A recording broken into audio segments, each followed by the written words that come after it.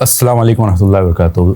नाज़रीन, आज we inspire podcast पे एक ख़ास एपिसोड में आप तमाम का खैर मक़दम है।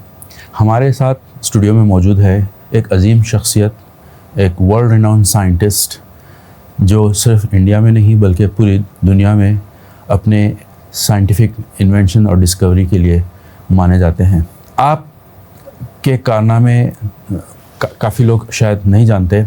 फ़िलहाल आप प्राइम मिनिस्टर ऑफिस में डायरेक्टर हैं पीएचडी स्कॉलरशिप प्रोग्राम के, लेकिन आपकी जो जर्नी शुरू हुई है वो एक बहुत दिलचस्प जर्नी है। डीएनए फिंगरप्रिंटिंग के मैदान में आपने मुल्क को एक बहुत बड़े इकोनॉमिक लॉस से बचाया जब आपकी तहक़ीक़ बासमती राइस की फिंगरप्रिंटिंग करके इसको इंटरनेशनल इंडिया का ब्रांड बासमती ब्रांड बनाने में काफ़ी मदद की। और इसके अलावा ट्यूबरक्लोसिस जैसी बीमारी में आपकी रिसर्च के आउटकम की वजह से सारी दुनिया में आप ही के सेट किए हुए पॉलिसी को फॉलो किया जाता है ट्रीटमेंट और डायग्नोसिस में। यही नहीं बल्कि डीएनए फिंगरप्रिंटिंग में एक गोल्ड स्टैंडर्ड आपने सेट किया है जो सारे फॉरेंसिक इंस्टीट्यूट इसको फॉलो करते हैं। और माशाल्लाह से आपके 350 से ज़्यादा हाई इम्पैक्ट जर्नल पब्लिकेशंस है और 3 दर्जन से ज़्यादा पेटेंट्स है और 170 से ज़्यादा स्टूडेंट्स को पीएचडी और पोस्ट डॉक्टर फेलोशिप की आपने कामयाब किया। तो दोस्तों, आज हम बात करेंगे तफसील से इनके गैर मामूली खिदमात के एतराफ़ में। भारत में आपको पद्मश्री अवार्ड मिला है और जर्मनी में आपको highest civilian award order of merit से भी नवाजा गया है।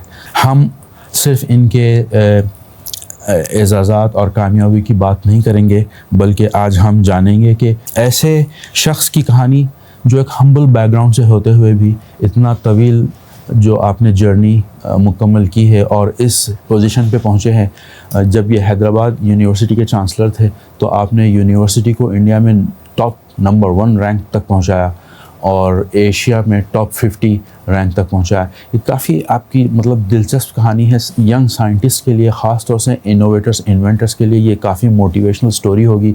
आप हमारे साथ जुड़े रहिए। हम प्रोफेसर साहब से जो बचपन से जो कहानी है यहाँ तक वो किस तरह पहुँचे इसके बारे में इस पॉडकास्ट में तफसील से जानेंगे। मैं बात कर रहा हूँ पद्मश्री प्रोफेसर सैयद एहतशाम हसनैन साहब। प्रोफेसर साहब, आपका इस पॉडकास्ट में तहे दिल से खैर मक़दम करता हूँ। वेलकम। जब हम एक celebrated scientist Padma Shri professor Syed Hasnain से पूछें कि आप अपने आप को एक 15 साल का बच्चा, तो आपका वो बचपन जो था उस वक्त साइंस के ताल्लुक़ से आपका क्या रुझान था? अपने बचपन में किस तरह देखते थे साइंस को? बहुत बहुत शुक्रिया आपने मदऊ किया मुझे यहाँ आने का। I am really privileged and honoured आपने यहाँ आकर के, ख़ास के जो आपका ये टीवी चैनल है इसके बारे में जो कुछ मैंने अभी देखा है अल्हम्दुलिल्लाह बहुत अच्छा लगा। जज़ाकल्लाह। इसे और आगे ले जाना है जज़ाकल्लाह। और ज़रूर आगे बढ़ेगा। ये बचपन में ही मुझे एक साइंस से ये कहिए कि हिंदी में अगर कहें रुचि थी, थोड़ा फेमिलियरिटी थी इन द सेंस कि मैं छोटी छोटी चीज़ें बनाया करता था। हम जब रहते थे, मैं बिहार से हमारा ताल्लुक़ रहा है। गया वहाँ का एक अच्छा क़दीम शहर है जो हिंदूज़ के लिए और बुद्धिस्ट के लिए बहुत माना जाता है। हिंदू लोग अपनी पूरी जन्म की पिंड दान, जब वफ़ात के बाद साल्वेशन के लिए जाते हैं तो वहीं जाते हैं। तो अब एक फ़िक्स मंथ होता है महीने का, उसमें जाते हैं। और बुद्धिस्ट लोग तो लॉर्ड बुद्धा का जो he got the whole entire thing there itself, तो उनका भी टेंपल है, बुद्धा टेंपल, गौतम बुद्धा टेंपल। बड़ी अच्छी जगह है। It's also known as the hottest place in Asia after Jacobabad. Pakistan में एक जगह है जकोबाबाद, वो सबसे ज़्यादा एशिया की बहुत ज़्यादा ही हॉटेस्ट प्लेस। उसके बाद गया का नंबर आता है। फल्गुर नदी है, उसी के किनारे बसा हुआ है।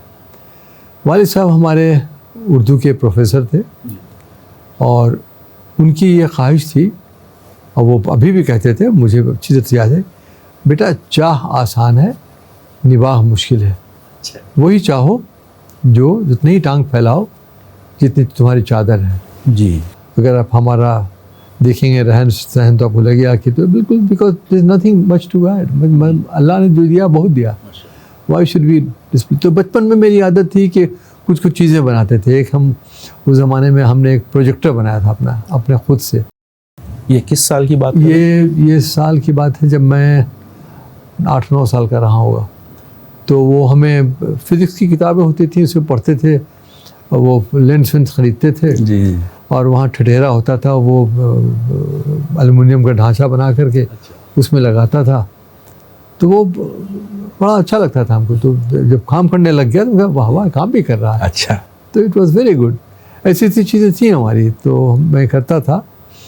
इन द प्रोसेस हमने एक्सपेरिमेंट भी किया। हमारे वालिद साहब के एक बड़े अच्छे दोस्त थे, बहुत ही अच्छे आदमी थे, वंडरफुल मैन।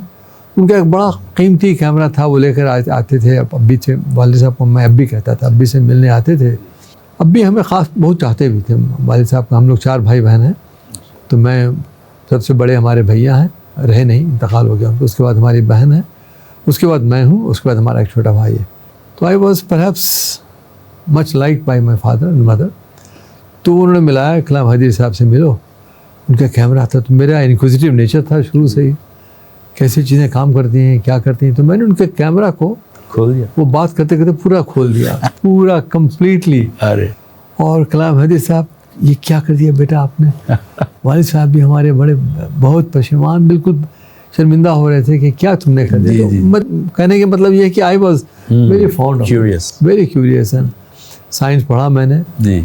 मैंने बचपन में, मतलब स्कूल में बायोलॉजी और मैथमेटिक्स दोनों लिया। तो आपके घर में या आपके स्कूल में कोई एक ऐसे शख्स जिससे आप ख़ास तौर से मुतासिर हुए, ये अपनी जो जर्नी शुरू हुई आपकी, ऐसा कोई इंडिविजुअल आपके जहन में कोई है? It's a very good question again. हमारे जहन में, चूँकि हम लोग का बैकग्राउंड टिपिकल लोअर क्लास को नहीं कहेंगे, लेकिन अपर लोअर क्लास कहेंगे। वालिद साहब उर्दू के प्रोफेसर थे, तनख्वाह मिलती थी उसी में। तो पढ़ने के लिए हम लोग, उस ज़माने में टीवी भी तो होता ही नहीं था, तो पढ़ने के लिए हम लोग अक्सर, वो हमारे घर से दूर लाइब्रेरी होती थी, तो वहाँ लाइब्रेरी जाया करते थे पढ़ने के लिए। किताबें वहाँ मिलती थी, तो हर तरह की किताबें पढ़ता था। तो ऐसी बात नहीं कि मैं सिर्फ एक ही तरह की। The idea was to learn and not to be biased. जी जी जी। कुछ पता नहीं अल्लाह ने क्या हमें मेरे लिए रखा है, लेकिन मेरी तरफ से पूरी कोशिश होती थी कि हर चीज़ पढ़ें, पॉलिटिक्स भी पढ़ें, साइंस भी पढ़ें, मैथ्स भी पढ़ें। तो हर चीज़ पर थोड़ा बहुत हम कोशिश करते थे लाइब्रेरी में बुक्स पढ़ने की।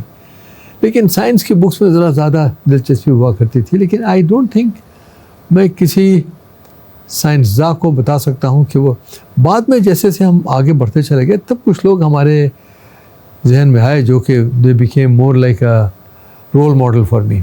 अच्छा अच्छा अच्छा। लेकिन शुरुआत में तो मैं, शुरू में अच्छा, I used to be self motivation, learning from everyone, learning from everything, not be only in science. तो आप शुरू से, बचपन से ही ब्रिलियंट स्टूडेंट रहे या किसी सब्जेक्ट में स्ट्रगल करते थे आप? मतलब आपको नहीं, मैं ब्रिलियंट तो कभी नहीं रहा, ब्रिलियंट आज भी नहीं हूँ। इसकी गलतफहमी आपसे निकाल दूँ। आप जो आपने बड़ी तारीफ़ की हमारी, मैं बताऊँ, हम लोग रिलेटिव वर्ल्ड में रहते हैं। आइंस्टाइन की थ्योरी है ना, रिलेटिविटी, उसका एक सिंपल सा एग्जांपल मैं दूंगा आपको। अगर आप अपने से ऊंचे को देखेंगे तो कहेंगे आप तो कुछ भी नहीं है। आप अपने से नीचे को देखेंगे, माय गॉड आप तो बहुत बड़े हैं। तो ये जो हम लोग सोच लेते हैं कि हम बहुत बड़े आदमी हैं, बिल्कुल गलत है। जी जी जी। मैं बड़ा आदमी नहीं हूँ। अल्लाह ने बड़ी रहमत की हम पर, बड़े अच्छे अच्छे दिन दिखाए हैं, बहुत कुछ दिया है हमको, लेकिन वो मुझे बड़ा आदमी नहीं बना सकता। अल्लाह तो बना सकता कुछ भी, लेकिन मैं बड़ा आदमी अपने को नहीं मानता हूँ। जी जी। I am a simple man, it's a different thing. अल्लाह ने नवाजा है, अल्हम्दुलिल्लाह। मैं बस अल्लाह का शुक्र कर, 5 वक्त नमाज़ पढ़ता हूँ अल्हम्दुलिल्लाह। चाहे कहीं भी रहूँ, नमाज मेरी नहीं छूटती है। चाहे मुझे चाइना जाना पड़ा, कहीं भी जाना पड़ा, I never missed a single. क़ज़ा पढ़ते हैं। ये सब तालीम हमारे वालिद साहब ने दी थी जी, कि बेटा ये तुम्हारा। एट द सेम टाइम हमारे वालिद साहब ने ये भी दी थी कि वो तो पोस्ट पार्टीशन वाले थे, पार्टीशन हुआ था, they decided not to leave. तो उन्होंने कहा कि तुम्हारा मुल्क है, and he had a pandit to teach me Sanskrit. अच्छा, संस्कृत पढ़ाया मैट्रिक तक। वाह। फिर एक मौलवी रखा अरबी पढ़ाने के लिए, अच्छा, और एक मौलवी रखा पर्शियन पढ़ाने के लिए। वाह। तो माशाल्लाह से इन सब चीज़ों से थोड़ा हमें लगा, हिंदी तो जानते ही थे, अंग्रेज़ी जानते ही थे। अंग्रेज़ी स्कूल में उस ज़माने का गया का बेस्ट स्कूल माना जाता था, नाज़रत अकेडमी। उस ज़माने में 20 रुपये फ़ीस होती थी पर मंथ। जी। और 20 रुपये फ़ीस जब आपकी 160 रुपये तनख्वाह है और 3 भाई बहन वहाँ जा रहे हैं, तो आप सोचिए कैसे मैनेज करते थे। जी। ये सब माँ बाप का है। उन्होंने बहुत अपनी सेक्रीफाइस की, बहुत कुछ किया, और सिर्फ बच्चों को पढ़ाना उनका यही था, एक ही पर्पस था, अच्छा पढ़ो। और दुआएं भी साथ होती है। दुआएं, ये तो मैं ज़रूर कहूँगा कि अगर जो कुछ भी मैं कर पाया इस दुनिया में, इसका 90% ऑफकोर्स अल्लाह की मेहरबानी है, वालिदैन की दुआएं। मुझे नहीं याद है कभी मैंने वालिदैन को ऊंची आवाज़ में बोले, एक बार सिर्फ बोला था वालिदैन को ऊंची आवाज़ में, तो मैं बहुत रोया था उस बार कि अभी हमने कैसे आपके इस लहजे में बोल दिया। तो वालिदैन की दुआएं बहुत काम आती हैं। आप जितना भी काम कर लो, जितना भी मेहनत करो, अगर वालिदैन की दुआएं आपके साथ नहीं हैं तो आप आगे नहीं जा सकते। ये सच्चाई, ये मेरा ज़ाती तजुर्बा, सभी का ही है तजुर्बा है। बस इफ़ अगर एक यंग हसनैन आपके सामने बैठ रहे हैं तो आप उनको एक क्या एडवाइस देंगे? मैं यही एडवाइस उनको देता हूँ जो मैं कई लोगों को मैं पॉडकास्ट जो करता हूँ, जो टेड टॉक मैंने दिया है, तो उसमें कहा है कि आप you know your self the best. बेशक। आपके वालिद वालिदैन आपको नहीं जानते, भाई बहन नहीं जानते, दोस्त अहबाब नहीं जानते। आपको पता है कि आपके अंदर में क्या सलाहियत है और क्या आप कर सकते हो, वही करो। कई लोग नहीं हमें MBBS करना है, हमें ये करना है, इंजीनियरिंग करना है, IAS बनना है। वो आप देखो क्या आप बेस्ट कर सकते हो। एक बहुत अच्छा सच्चाई भी है कि एक रिव्यू हुआ कि ये बड़े बड़े जो लोग बहुत ही ऊंचाई तक पहुंच गए, जैसे आइंस्टाइन हो गए, जैसे पाब्लो पिकासो हो गए पेंटर, इसी तरह के बड़े बड़े लोग कैसे इतने बड़े हो गए? क्या उनका घराना बहुत बड़ा था? पता लगा नहीं, घराना तो सब एक घराने के नहीं थे, कुछ तो बहुत गरीब लोग थे। क्या उन्होंने बहुत अच्छी तालीम की थी? पता लगा नहीं, कई लोगों ने तो पढ़ा ही नहीं, फेल कर गए। Drop out. क्या व्हाट वाज द रीज़न? तो पता लगा all of them were willing to take huge risks in their life। बिल्कुल। यही मैं बच्चों को भी बताता हूँ, जो भी हमसे पूछने जाते हैं, मैंने कहा कि बेटा you know yourself the best, be prepared to take maximum risk, और अल्लाह पर भरोसा रखो, अल्लाह तुम्हें कामयाब। फियर ऑफ फेलियर जब निकल जाता है, हाँ वो ज़रूरी है। अक्सर PhD जो स्टूडेंट PhD ज्वाइन करते हैं, सबसे बड़ा उनको फियर ऑफ फेलियर ही होता है। वो लिटरेचर रिव्यू करते हैं या जो भी करते हैं, तहक़ीक़ में जब आगे बढ़ते हैं, तो ये जो चीज़ रोकती है यही होती है कि वो डर जाते हैं। ये आपने बड़ी अच्छी बात की। मेरे जो PhD सुपरवाइज़र थे, ही इज़ फ्रॉम न्यूजीलैंड, तो फर्स्ट मीटिंग में हमारी उन्होंने मुझसे यही कहा कि you should come out of the fear of failure, then you will discover something. Absolutely. तो माशाल्लाह, तो आपकी ये जो मेकिंग ऑफ ए साइंटिस्ट की जो जर्नी है, उसमें what was the toughest phase that you have gone through? कि ऐसे लगा कि एक मरहला ऐसा है कि नो अब आगे नहीं, मैं इसको छोड़ दूंगा, ऐसा कुछ मरहला गुजरा आपके? अल्हम्दुलिल्लाह ऐसा कोई मरहला आया नहीं। बीच में थोड़ी डिफ़िकल्टीज़ आई और डिफ़िकल्टीज़ का मैंने सामना किया। जब मैं अमेरिका में था, तो अमेरिका से इंडिया आया था 4-5 साल के बाद, तो वालिद साहब ने कहा कि बेटा आप जा रहे हो, तुम्हारा क्या प्रोग्राम? जी, हमें पता है तुम अमेरिका में बड़ा अच्छा कर रहे हो, गाड़ी होगी, मकान होगा, पैसा होगा, सब कुछ है, लेकिन बेटा एक बात याद रखो, जंगल में मोर नाचा किसने देखा? ये तुम्हारा मुल्क है। जी, this country is your country, right. You come back to your country, you will be a source of happiness. लोगों को तुम मदद कर सकोगे, लोगों तुमसे कुछ सीखेंगे। जी, वापस यहाँ आ जाना, वहाँ मत रहना। ये उनका नज़रिया था। और शुरू में भी जब BSc मैं कर रहा था, उसके बाद मेरा एडमिशन MSc में अमेरिका में हो गया था। अच्छा। मैंने कहा वालिद साहब से मैं जाना चाहता हूँ फेलोशिप के साथ। उनके बेटा नहीं, अभी यहीं BSc कर लो, MSc करो, फिर देखा जाएगा। MSc भी कर लिया। मैंने कहा भाई जब बंदे से के साथ मेरा एडमिशन हो गया है PhD के लिए हार्वर्ड में, उसके इत्तेफाक से बाद में नोबेल प्राइज़ भी मिली। उन्होंने कहा नहीं बेटा PhD यहीं से कर लो। उनके दिल में एक खदशा था कि बच्चा अगर अभी चला जाएगा तो शायद वापस नहीं आएगा। तो उन्होंने ये पूरी कोशिश की कि तुम यहाँ तक, फिर मैंने कहा कि ठीक है हम यहीं, तो जवाहरलाल नेहरू यूनिवर्सिटी से मैंने अच्छा PhD की, जी, और PhD करने के बाद फिर मैंने कहा अब मैं जाना चाहता हूँ। पोस्ट मैंने कहा नहीं बेटा डॉक्टर। अभी ये नौकरी कर लो कहीं, उसके बाद जाओ। अच्छा अच्छा। मैंने कहा अब ठीक है, अभी की बात है, अब ना तो कर नहीं सकते। अल्लाह की कुदरत, मैं दिल्ली यूनिवर्सिटी में मुझे नौकरी मिल गई 26 साल की उम्र में, एक नेशनल सेंट्रल यूनिवर्सिटी में लेक्चरर की पोस्ट, सीनियर लेक्चरर। और ये भी इसके पीछे बहुत बड़ी कहानी है, फिर इस को भी और सुनाएंगे। जी जी। तो लेकिन सब अल्लाह का, मुझे उम्मीद भी नहीं थी कि ये होगी। कहाँ वो बड़े बड़े लोग, फलां के स्टूडेंट, फलां के बीवी, फलां के ये, और एक छोटा सा प्लस माहौल उस ज़माने तो ऐसा नहीं था, लेकिन फिर भी एक छोटा सा लड़का, लिटरली 26 साल की उम्र में, तो जबकि 34-35 से कम में लोग अप्लाई ही नहीं करते हैं वहाँ। दिल्ली यूनिवर्सिटी बड़ी बॉटनी डिपार्टमेंट खास, तो वो हुआ। तो फिर मुझे लगा कि तकलीफ थोड़ी सी मुश्किलात हुई, कि मुझे लगा कि भाई यहाँ हम रिसर्च नहीं कर सकते, अच्छा, खाली पढ़ाना। मतलब वो एनवायरनमेंट नहीं था या फैसिलिटी नहीं? फैसिलिटीज़ तो क्रिएट करना पड़ता है, लेकिन मुझे लगा कि मैं more like I would like to go out of my way. अच्छा, वो वहाँ है कि आप ये दक़ैनूसी है। मैं अपने स्टूडेंट्स को लेकर के जाता था शुरू लेक्चर के बाद, चलो कॉफ़ी पीने चलते हैं। तो एक बार लेके, एक दिन ले गया, दूसरे दिन ले गया, तीसरे दिन कॉफ़ी के बाद जब मैं वापस रूम में आया तो हमारे सीनियर कलीग ने कहा कि भाई हसनैन साहब, ये जवाहरलाल नेहरू यूनिवर्सिटी नहीं है, ये दिल्ली यूनिवर्सिटी है। यहाँ आप है, स्टूडेंट है, अच्छा यू कांट डू दैट, अच्छा अच्छा। Please don't create this kind of situation. तो मुझे थोड़ी सी लगी कि मैं गलत जगह तो नहीं आ गया। लेकिन इत्तेफाक के बाद उसके बाद मुझे एक पोस्ट डॉक्टरल ऑफर मिली। अब्बी को कहा कि अब्बी हमें अब नौकरी मिल गई है, पक्की नौकरी है, परमानेंट जॉब है, और ये ऑफर भी मिला है, अब मैं जाऊँ? हाँ बेटा जाओ। तो थोड़ी सी बीच में कभी होती भी थी, तो आई थिंक क्योंकि हमारा तवक्कुल इतना ज़्यादा अल्लाह पर है, बहुत, मन तवक्कुल अल्लाह, हर बात होती है तो ला हौल वला कुव्वता इल्ला बिल्लाह, और इससे बढ़ की दुआ और क्या हो सकती है। और आजकल तो मुझे इस दुआ पर इतना एतक़ाद हो गया है, कोई भी हमारे घर में किसी तरह की परेशानी होती है तो मैं मुस्तकिल पढ़ता रहता हूँ, और यकीन मानिए अल्लाह का करम हो जाता है फ़ौरन। तो ये मुझे शुरू से था, और एक तो जज्बा था कि नहीं हम नमाज छोड़ेंगे नहीं, रोज़ा रखेंगे बिल्कुल जब तक रोज़ा रख सकते हैं। अब तो नहीं रख सकते सेहत की वजह से, चूँकि डायबिटिक जब से हुए उसके बाद से रोज़ा नहीं रख सकते। अदरवाइज़ हज भी अल्लाह ने करा दिया, बहुत कम उम्र में कराया। लोगों को ताज्जुब होता है कि तुम्हारे बच्चे की शादी भी नहीं हुई, कुछ भी नहीं, तुम हज पर जा रहे हो। हमने कहा ये कहाँ लिखा हुआ है कि शादी वादी सब फ़राइज़ है? अल्लाह ने कहा आपका फ़र्ज़ है, आप फ़र्ज़ है, फ़र्ज़ की अदायगी कीजिए। अल्लाह ने मौका दिया, हमें सलाहियत दिया है, और प्राइवेट ग्रुप के साथ हम हैदराबाद में ही थे हम उस ज़माने में, यहीं से हम हज करने चले गए अल्हम्दुलिल्लाह।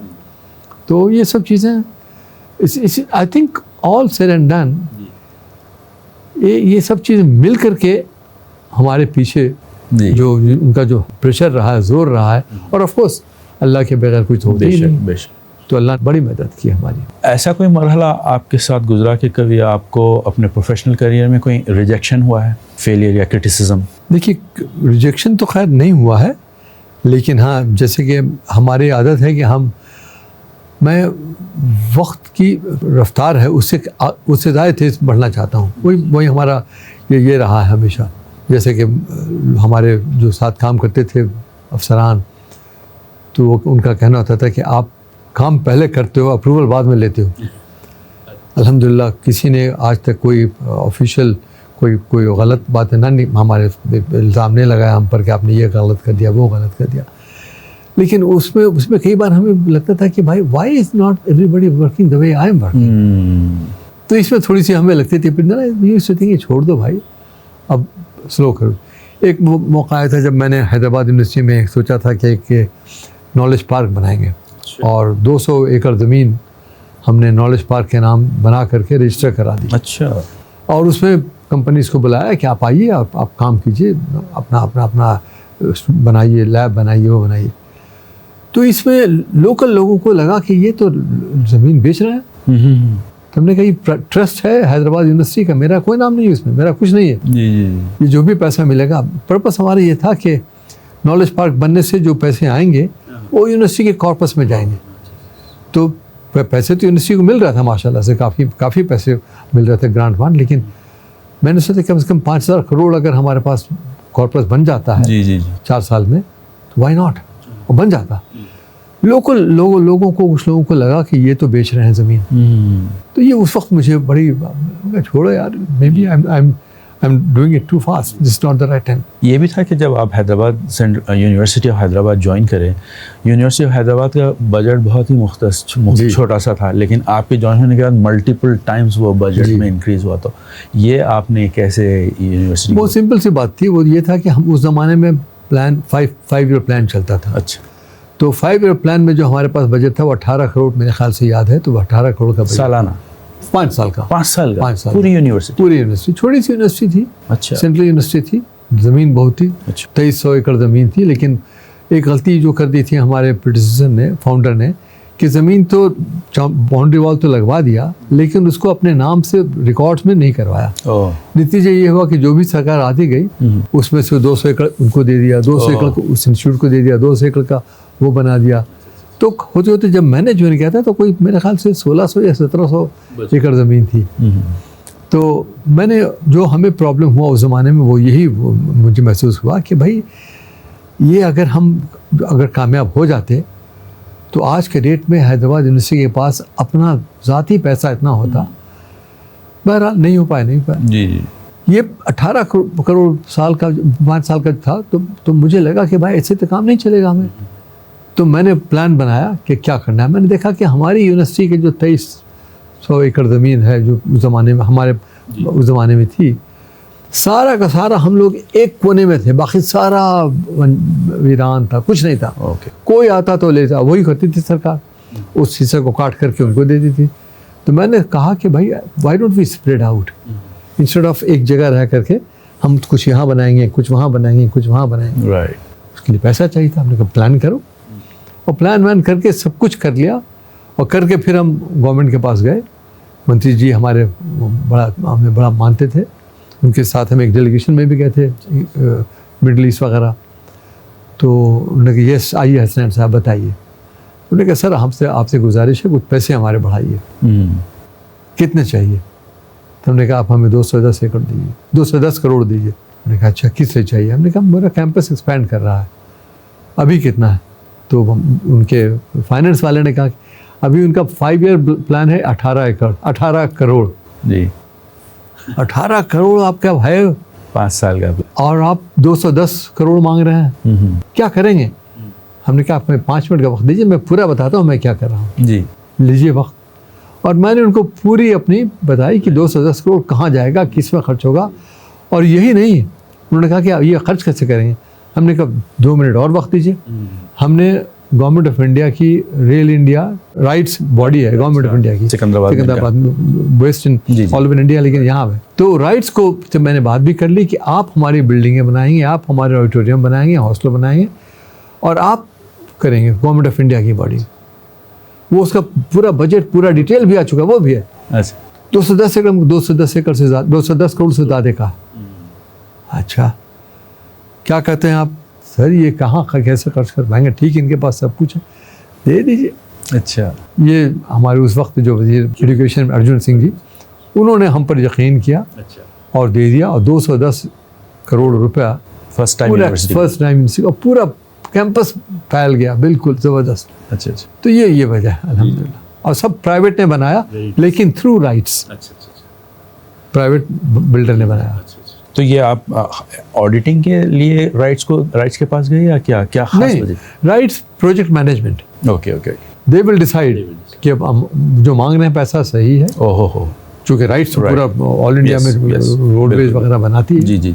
वो they will doing everything. As an acclaim scientist, आप एक एवरेज रिसर्चर और एक वर्ल्ड क्लास साइंटिस्ट में क्या फ़र्क देखते हैं? देखिए, साइंस ऐसी चीज़ है कि एवरेज रिसर्चर और वर्ल्ड क्लास रिसर्चर में एवरेज ही कभी ऐसी बात इजाद कर देता है कि ही बिकम्स वर्ल्ड क्लास। एक मैं मिसाल दूंगा, एक रिएक्शन होता है हमारे यहाँ बायोलॉजी में, पॉलीमरेज चेन रिएक्शन, PCR। वो PCR क्या होती है कि एक DNA को आप बार चेन रिएक्शन करके बहुत सी कॉपी बना लेते हैं। उससे ये होता है कि अगर डायग्नोसिस में उसका तो ये एक शख्स ने जो इजाद किया था PCR का, बैठे बैठे उसने सोचा कि क्यों ना पता करें इसको। एक एक्चुअली हमारे इंडियन ने किया था, अच्छा, but he did not follow it up, but this gentleman followed it up और ओवरनाइट उसने उसको पब्लिश किया और लोगों को पता लगा, ओह माय गॉड, ये तो बिल्कुल बहुत बड़ी रिवोल्यूशनरी चीज़ है ये। उसको नोबेल प्राइज़ मिल गई। ओह वाह, उसके पब्लिकेशन रिकॉर्ड देखिए तो कोई रिकॉर्ड उसको कोई खास है ही नहीं है। अच्छा, उसको आप कहेंगे बिलो एवरेज है, लेकिन दिमाग में बात आई कि क्यों ना इसको ट्राई करें। राइट राइट, तो ये सब चीज़ तो दिमाग की बात है। आपको you have to think differently, he thought differently. ये मेरे ख्याल से इस वजह से थी कि इंडिया का जो एनवायरनमेंट है एजुकेशन का, too many students chase marks rather than curiosity. देखिए, मार्क्स का एक लिमिटेड वैल्यू होता है। You have to get today at least 60% to get into good schools. लेकिन अगर आप देखेंगे ये लोगों को कितना परसेंटेज मिल रहा है आने में, टॉप स्कूल्स में आने में, एवरेज लोग, तो मेरे ख्याल से 70-80% से ऊपर के मार्क्स वाले लोग यूनिवर्सिटीज़ में नहीं जाते हैं। जी जी, कहाँ जाते हैं फिर वो? हाँ, वो जाते हैं IIT में, वो जाते हैं एम्स में। All India institute of medical sciences एक वाहिद इदारा है जो अपना एग्ज़ाम खुद लेता है, जी, अपना खुद करता है, कोई किसी नहीं। और आज तक उसमें मेरे ख्याल से, जहाँ तक मुझे याद है, कोई प्रॉब्लम नहीं हुआ। और ये दुनिया का सबसे ज़्यादा कम्पिटिटिव एग्ज़ाम है, सबसे ज़्यादा, एम्स एडमिशन MBBS का। तो IIT का उसके बाद आता है। तो IIT का तो एक IIT की सब IITs मिल करके करते हैं। जी जी, तो ये जो लोग हैं, अब तो आज के ज़माने में तो लोग मार्क्स की भी फिक्र नहीं करते हैं। जी, एक बहुत गलत माहौल बन गया है कि हम कोचिंग करेंगे, कोचिंग इसलिए करेंगे कि देखते हैं कि वो किस चीज़ में नंबर ज़्यादा आ सकता है, किस तरह से जवाब दें तो नंबर ज़्यादा आ सकता है।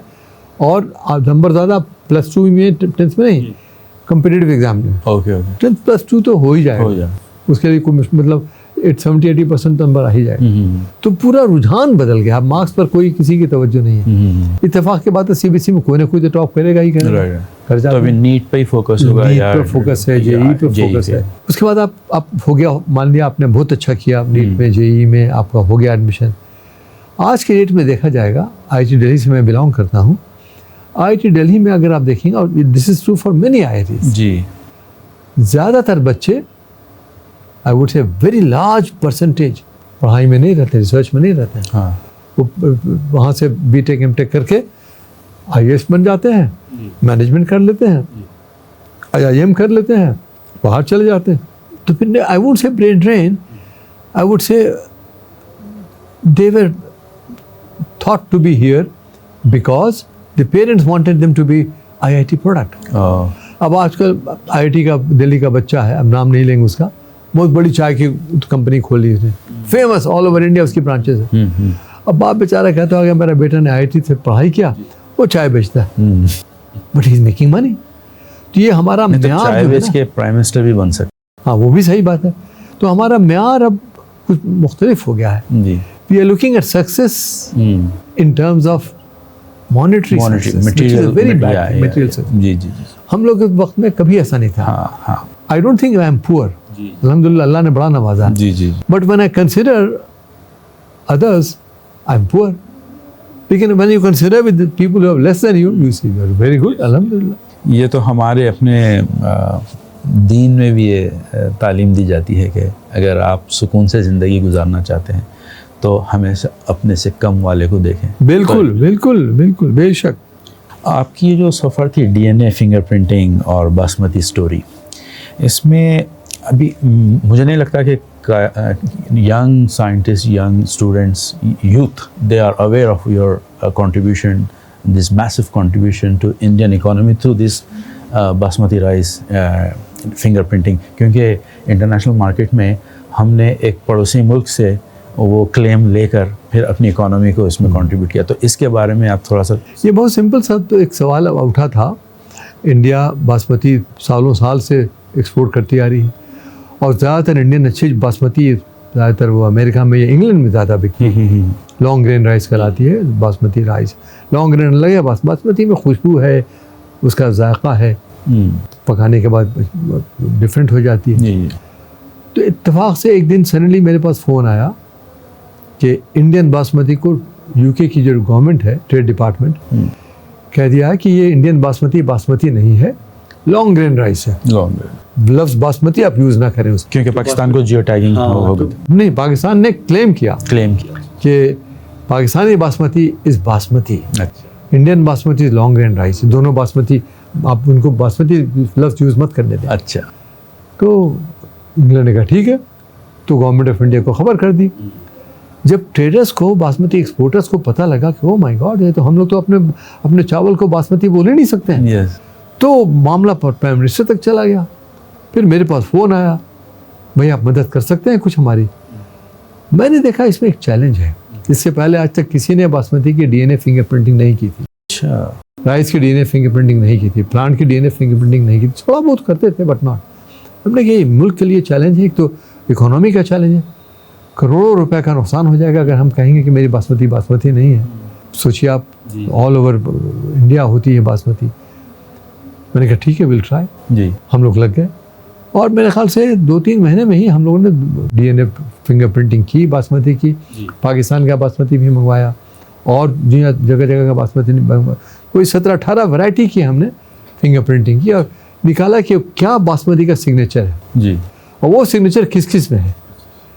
और उस सिग्नेचर के बेसिस पर हमने एक पब्लिश किया, एक बहुत बड़े जर्नल में, अमेरिका से निकलता है, बड़ा prestigious journal, proceeding to national academy of sciences, PNAS, बड़ा प्रेस्टिजियस जर्नल है, वेरी प्रेस्टिजियस। जी, जी, उसमें हमने पेपर पब्लिश कर दिया कि ये बासमती का सिग्नेचर है और ये सिग्नेचर पाकिस्तान बासमती में भी है और इंडियन बासमती में वो भी है। पंजाब स्टेट डिवाइड होने की वजह से ये, हाँ, वहाँ भी बासमती ग्रो होता था, उधर भी पंजाब, इधर भी पंजाब, हाँ, तो उनके पास भी बासमती। हम ये नहीं कहा कि उनकी बासमती नहीं है, नहीं, वो भी बासमती है, हाँ। लेकिन हमारी बासमती भी बासमती है। बासमती, अच्छा अच्छा अच्छा, उसके बाद से यूके ट्रेड ने फौरन अपना फैसला वापस लिया, कर दिया।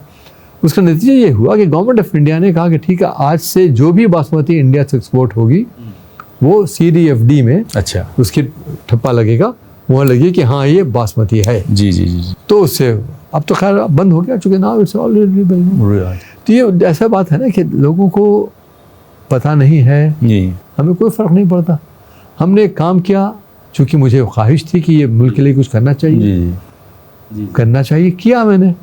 लोगों को, जिनको जो जानते हैं, नहीं जानते हैं, कोई बात नहीं, शायद आपके चैनल से जान जाएंगे। ये इंटरनेशनल राइस रिसर्च इंस्टीट्यूट वालों ने भी मार्किंग नहीं की? IRI का मैंडेट अलग है ना, ये तो इंडिया का सवाल था ना, वो तो इंटरनेशनल। ये तो सवाल ये था कि आपने इंडिया की बासमती को आपने कह दिया कि ये बासमती है ही नहीं। हाँ हाँ, आपका माशाल्लाह से ट्यूबरक्लोसिस पे भी काफ़ी रिसर्च है। टीबी की जो बीमारी है, आज भी दुनिया भर में लाखों लोग इस बीमारी से मुतासिर हैं और प्रोफेसर हसनैन का एक बहुत बड़ा कंट्रीब्यूशन है इस बीमारी को लेके।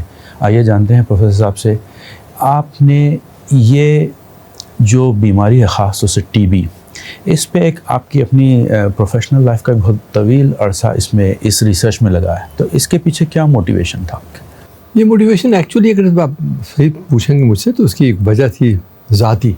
अच्छा, ज़ाती इसलिए थी कि हमारे लैब में जब मैं काम करता था नेशनल इंस्टीट्यूट ऑफ इम्यूनोलॉजी में, अच्छा, तो काफ़ी बच्चे हमारे पास आते थे PhD करने। तो कई बार ऐसा हुआ कि जितने बच्चों ने अप्लाई किया उससे अगर 14-15 का सिलेक्शन हुआ तो 5 लोग कह रहे हैं हसनैन साहब के लैब में जाएंगे। तो डायरेक्टर वगैरह सब बड़े तंग आ गए थे कि ऐसा कैसे होगा कि सब लोग हसनैन के चले जाएंगे तो फिर और लोग कहाँ जाएंगे। अच्छा, तो बहरहाल, to cut the long story short, जब हमारी लैब फाइनली 25 लोग काम करते थे तो छोटी हो गई लैब। तो एक हमारे कैंपस में ही एक नया इंस्टीट्यूट था ICGEB, अच्छा, international centre for genetic engineering and biotechnology. उसकी एक अपनी बिल्डिंग बन गई थोड़ी दूर जो न्यू कैंपस में, तो वहाँ शिफ्ट कर गया, तो वो बिल्डिंग खाली हो गई। तो हमारे डायरेक्टर ने हमें बुलाया, डॉक्टर बासु हुआ करते थे डायरेक्टर। उनका, Syed, you have been doing so well, publishing good journals and all, you need a lab. मैं आपको नई लैब देता हूँ, बड़ी लैब, जो एग्जिस्टिंग लैब से बड़ी, लेकिन एक शर्त यह है कि तुम जो काम कर रहे हो वो बेसिक साइंस पर कर रहे हो, good papers you publishing, very good papers, no doubt, लेकिन these are all papers which do not impact the common man. Do your science that impacts the common man. Very nice, very nice. This was the first time मुझे लगा कि बात में वजन है। तो मैंने कहा कि any suggestion? Yes, I am coming to it. उन्होंने मज़ीद कहा कि देखिए हमारे पास एक बहुत बड़ी ग्रांट आई है ट्यूबरक्लोसिस पर। उस ज़माने में शायद 3 या 4 करोड़ की grant, I am talking about 92-93 की बात। वाओ। तो इतनी बड़ी ग्रांट आई है, जिसके आई है वो तो छोड़ के जा रहा है इदारा, इंडस्ट्री ज्वाइन कर रहा है। अच्छा। मैं पैसा वापस नहीं करूँगा, पैसा रखूँगा, अगर आप तुम तैयार हो तो ये ग्रांट तुमको दे देंगे और लैब भी दे देंगे बड़ी। ये सेंट्रल गवर्नमेंट का ग्रांट था? सेंट्रल गवर्नमेंट, DBT का, डिपार्टमेंट ऑफ बायोटेक्नोलॉजी। मैंने कहा सर लेट मी थिंक, मैं सोचूंगा, I can't tell you right away. ठीक है, टेक योर टाइम। तो मैंने 8-10 दिन का वक्त लिया उनसे। मैंने भी सोचा कि सही बात है, बात में वज़न है। वज़न ये है कि हम जो काम कर रहे हैं कितने लोग उसको, उनको फ़ायदा हो रहा है उससे। ठीक है, बड़े बड़े जर्नल में पब्लिश कर रहे हो, how is impacting the man driving on the walking on the street. जो रिक्शा चला रहा है उसको क्या फ़ायदा हो रहा है हमारे साइंस से, जो गरीब जो लोग हैं उनको क्या फ़ायदा हो रहा है हमारे। जब तो इत्तेफाक से टीवी पर जो काम था वो सबको करता था, हालांकि टीवी पर इससे पहले मैंने काम कभी नहीं किया था। अच्छा। मैंने कहा मैं करूँगा जी। इत्तेफाक से टीबी में उस वक्त बड़ा अच्छा इंस्टीट्यूट अभी भी है, नेशनल जालमा इंस्टीट्यूट आगरा में है, जालमा टीबी रिसर्च इंस्टीट्यूट। जी। उसके जो सीनियर साइंटिस्ट थे वो करते थे, तो वो उनसे हमारी दोस्ती भी हो गई इसी बहाने, और फिर हम लोगों ने काम साथ करना शुरू कर दिया। तो इसमें एक मोस्ट एक्साइटिंग ब्रेक थ्रू क्या रहा? इसमें सबसे बड़ा जो ब्रेक हमें तब वो मिला, जितने इतना अच्छा पैसा मिला था, तो हमारी ये हमेशा से ख्वाहिश रहती है, अभी भी है, थिंक बिग। अच्छा। Don't think small, think big. छोटी छोटी चीज़ें सब लोग कर लेंगे, आप बड़ी बातें सोचो। जी। मैं कहता हूँ अपने बच्चों को कि if you dream up there for the stars, या मून आपके हाथ में आ जाएगा। जी जी जी। मून से भी ऊपर है स्टार्स। जी जी जी। You have to think big. Yes. If you think of stars तो पता लगा सैटेलाइट आपके हाथ में आएगी। तो इसलिए you have to think big. तो मैंने सोचा कि ये बड़े इतने पैसे मिले हैं, इससे क्यों ना हम टीवी की जो स्ट्रेन इंडिया में सर्कुलेट कर रहे हैं उनकी सीक्वेंसिंग की जाए। अच्छा। इंडिया का पहला सीक्वेंसर हमारे लैब में आया। ओके। आप सोचिए उस ज़माने में, तो उसे सीक्वेंसिंग करके हम लोगों ने देखा कि ये क्या देखने को मिल रहा है। अच्छा, उस वक्त हम लोगों को चूँकि ये रेजिस्टेंट स्ट्रेन भी सीक्वेंसिंग करते थे, तो एक चीज़ जो हम लोगों ने देखा कि जो रेजिस्टेंस टू एंटीबायोटिक्स, जी। जो दवाएं हम लेते हैं टीबी के ख़िलाफ़, कुछ दिनों के बाद दवाएं रेजिस्टेंस आ जाता है, फ़ायदा नहीं करती। बैक्टीरिया ने अपने को म्यूटेट कर लिया। ओके। तो 4 तरह की दवाएं मिलती थी, तो चारों को टेस्ट करता आदमी करता था, ये भी करो वो भी करो, चारों वक्त लगता था। तो हम लोगों ने सोचा व्हाई नॉट वी डू। तो जो देखा, रिजल्ट देखा, तो लगा अरे ये तो सिर्फ एक ही ड्रग का अगर हम टेस्ट कर लें तो तकरीबन 95%, बाकी सारा भी वही है। अच्छा। तो this was a very important discovery. Rifampicin resistance was considered to be a surrogate for all drug resistance at that time. और उसके बाद से सारे ऑल ओवर द वर्ल्ड, अभी भी आप जो भी लीजिए, आप जो भी DNA टेस्टिंग होती है उसमें they only test for rifampicin, they don't do. ये पेपर हमने पब्लिश किया, क्लासिक पेपर हो गया, इट बिकेम अ क्लासिक। अच्छा। अल्हम्दुलिल्लाह टीबी पर ज़्यादातर काम जो हम लोगों ने किया है वो क्लासिक हो गया। क्लासिक का मतलब उसको कम से कम 100 बार साइट किया गया। ओह। मतलब कि 100 बार लोगों ने उसको पढ़ा है, अपने पेपर में उसको कहा है कि हसनैन की लैब ने ये काम किया था। ये साइटेशन बढ़ता है। तो ट्रीटमेंट और डायग्नोसिस में पॉलिसी शिफ्ट हो गई, इवन डायग्नोसिस में शिफ्ट हुई। जब हम लोगों ने किया तो देखा कि भाई ये जो उस ज़माने में डायग्नोसिस होती थी, जी जी, वो एलाइसा की बेसिस पर होती थी। एलाइसा मतलब एंटीजन एंटीबॉडी रिएक्शन। एंटीबॉडी आपके बॉडी में है, एंटीजन जो बैक्टीरिया में है प्रोटीन, वो एंटीजन। तो हम लोगों ने देखा कि ये जो बैक्टीरिया का प्रोटीन है, एंटीजन सीक्वेंस है, वो तो बैक्टीरिया अमेरिका का है, इंग्लैंड का है, साउथ अफ्रीका का है, कहीं और का है। हमारा इंडियन बैक्टीरिया तो मुख्तलिफ है। तो हम जो एंटीबॉडी स्क्रीन कर रहे हैं वो तो है ही नहीं हमारे पास। तो उसकी वजह से हमें फॉल्स पॉजिटिव मिल रहा है और फॉल्स नेगेटिव मिल रहा है कि मतलब बैक्टीरिया टीबी है लेकिन बता रहा नहीं है, और टीबी नहीं है बता रहा टीबी है। तो फिर हम लोगों ने फाइनली कंक्लूड किया, ये paper publish also became a classic. अच्छा। और फिर ICMR के पास गए, देखिए ये आपको पॉलिसी चेंज करनी होगी।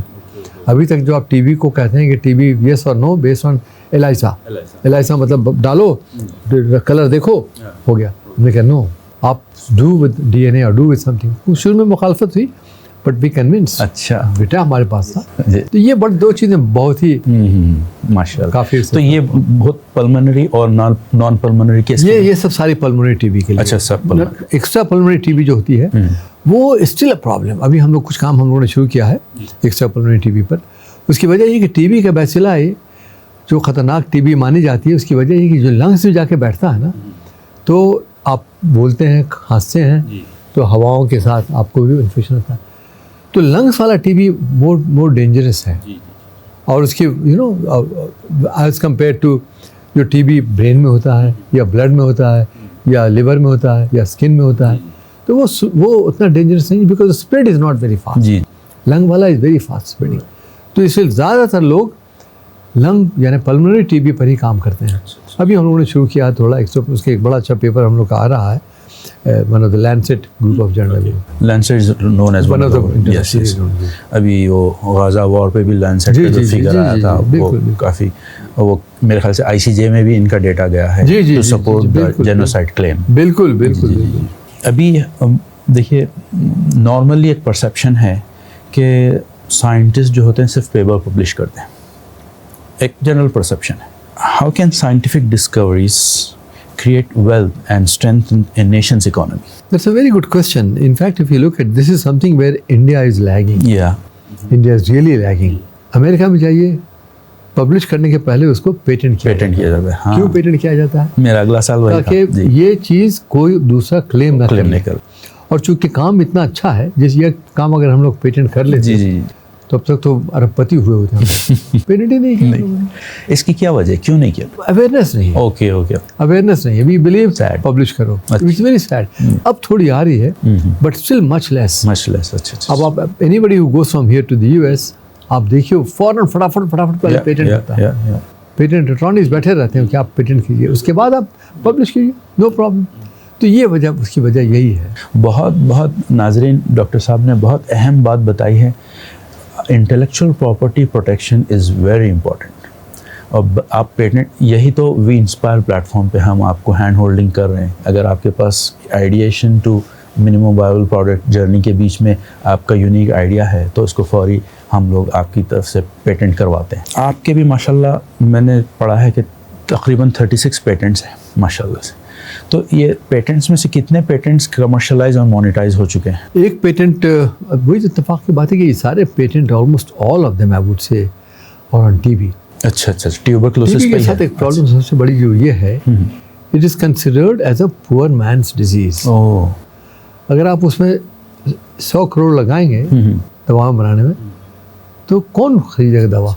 गरीब लोग खरीदेंगे, उनके पास सलाहियत नहीं। अच्छा। अगर आप 100 करोड़ कैंसर में लगाएंगे, बहुत cancer is not a poor man disease. But लेकिन सच्चाई ये है, हमारे इंडिया के prime minister also had TB.